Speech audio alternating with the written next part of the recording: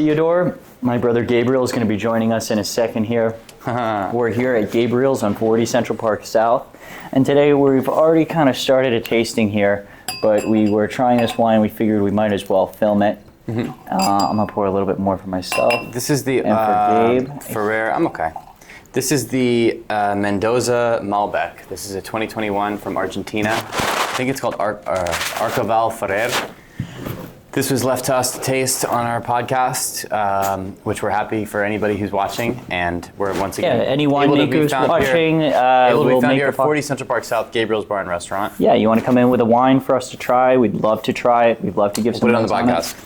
Yeah. So right off the bat, it would be nice if we meet you. Yeah. Okay. Right off the bat, this wine has a nice round start.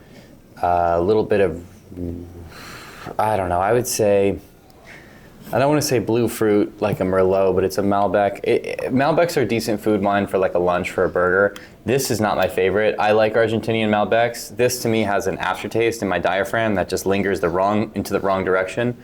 An aftertaste, not like it's corked, but not a great aftertaste. What do you think, Dale? I think that it kind of tastes a little smoky.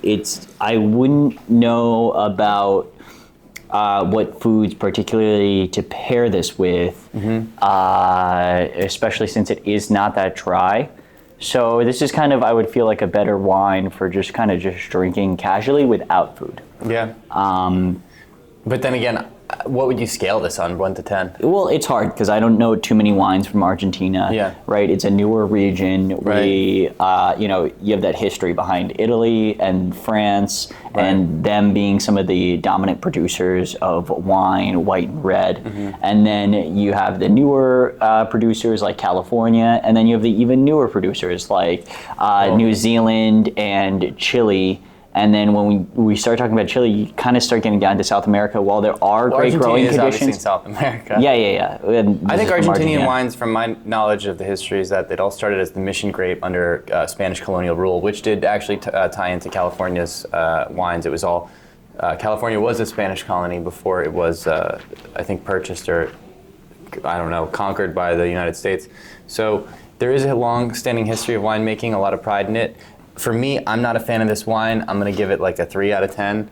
I just think that the region is hard to place. Hard to place. Yeah. So once again, thanks for watching Gabriel's Bar and Restaurant. I'd give it a 3 out of 10. I'll give it a 5.5, maybe, but after that, you're just gonna change. I don't know, man. I'm not a fan of it. I would never buy this in a store. Yeah, well, I would never buy Argentinian wine. Right.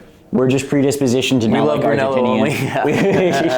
We only like Brunellos, Barolos. Come visit us. We have the best Italian wine. Maybe we have one Argentinian wine, but I doubt it. We have some great French whites as well. The Sancerre by the Glass is great. But it's just hard for us to sell this. It's hard for us to place this at the table. Because we were talking about this before. The problem with this wine is that it...